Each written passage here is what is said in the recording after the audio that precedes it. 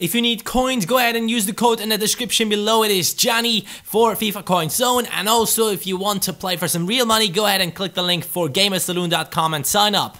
Hey, assistant coach, how are you guys doing? It is me, CaniSports, and welcome back to the QPR Golden Oldies Challenge. We are on episode 3, and I could see from the episodes of my other contestants that I am currently in the first spot, and I am the team who is doing the best, and hopefully we can keep it that way. Hashtag Team Johnny in the comments right now. Also, assistant coaches, if you guys would smash that like button, I would really appreciate it. In this episode, we will be playing in January and I believe in December, if I'm not mistaken.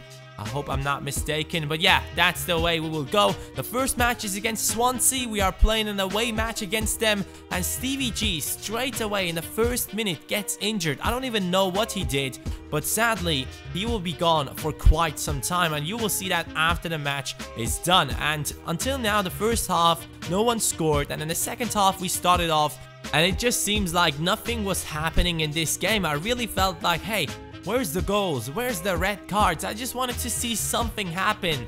And there we go. Something happened. In the 88th minute, Swansea scored with Routledge, and that is them getting the 3 points against the strongest team in the BPL right now, who was sitting in the first spot. And hopefully we still have that spot. Like I said, Stevie G will be gone for a long time. He's now gone for 5 weeks, so that is over a month time that Stevie G will not be playing in our team. Our next game though started off much better than the one against Swansea. Melo scored, Pepe scored, and that is just exactly what I wanted to see. Sessegnon, with the number 29 on his back, is able to score a goal as well in the 40th minute. Quaresma comes in with the 4-0, and then we are getting closer to the end of the match, and because of that we were pushing forward one more time and we scored another goal. Sessegnon with 2 goals in this match, and I'm sure he got an assist for one of those goals that the other guy scored. So great performance from him in that match. Currently we are sitting on 37 points. Manchester United is on 30 points, so they have overtaken Chelsea,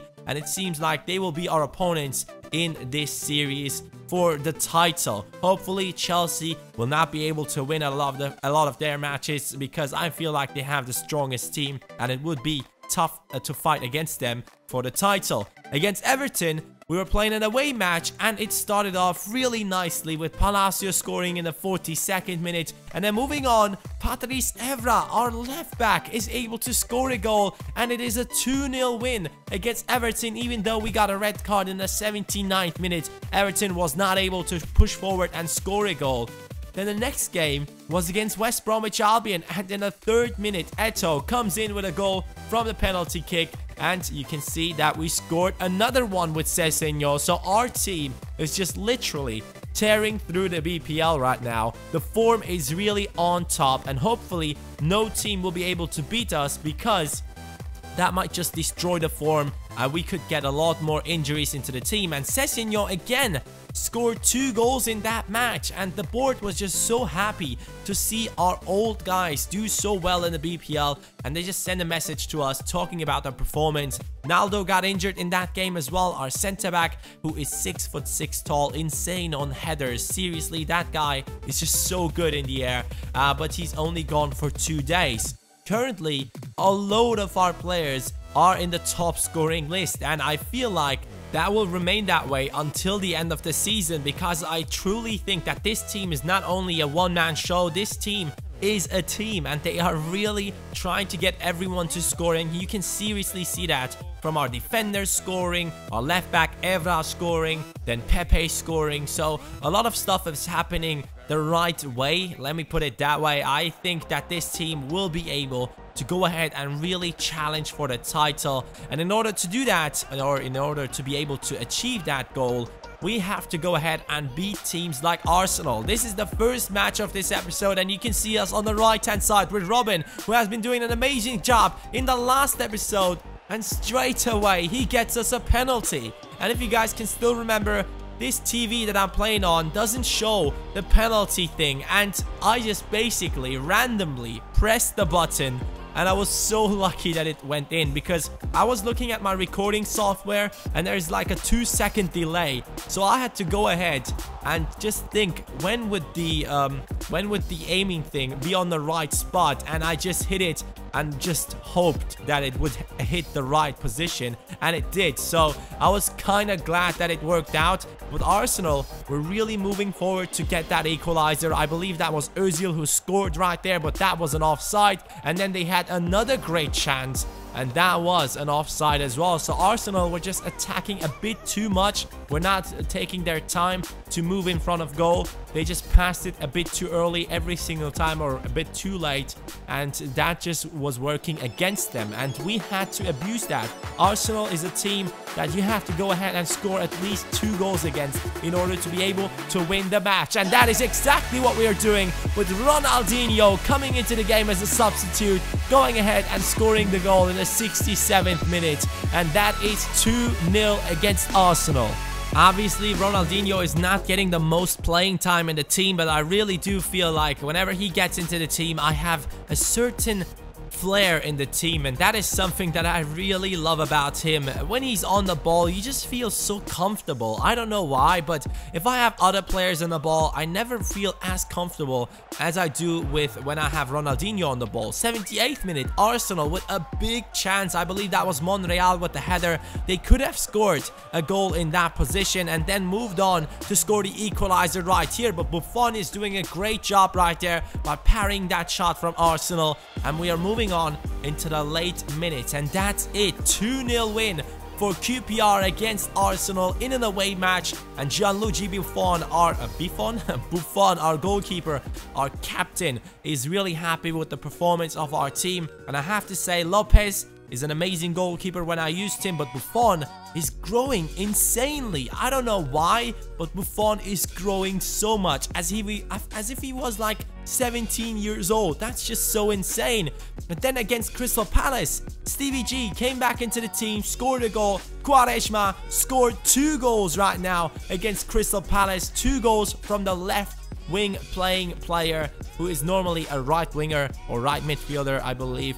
I'm trying to use him on the left hand side because I only have Vargas and Zhirkov, who I really don't like that much. They are really good defensively, but not really good moving forward. But we have won that match as well, and currently we are sitting on 49 points, 11 points ahead of the team that is right below us. And because of our amazing performances, we of course had the player of the month in our team. Arjen Robben, the wild card, is the man of the month, and that is what I need to see in my team every single month in order to be able to achieve our goals. Seriously, I'm really stunned by the way our team is playing. I never really believed that I would be as good playing with old players as I am with younger players. And I have to say one thing.